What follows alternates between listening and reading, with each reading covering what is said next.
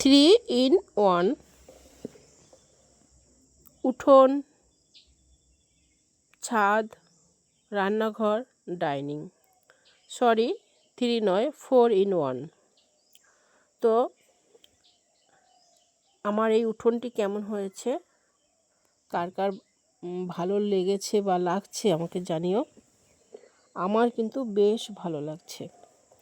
এখানেই রান্না করছি আর এখানেই আমরা খাওয়া দাওয়া করছি। যেহেতু শীতের দিন, তাই রোদটা পড়লেও খুব ভালো লাগে। ছাদে উঠলে মনে হয় যেন আর নামবো না। তো সেই কারণেই ছাদ থেকে বেশ রান্না বান্না করে খেয়ে দিয়ে নিচে যাওয়া। আজকে করেছিলাম দেখো পাতুরি, রুই মাছ দিয়ে ফুলকপি আলু দিয়ে পাতুরি। পাতুরি তো একটা 2 দিন অন্তর একটা থাকবেই।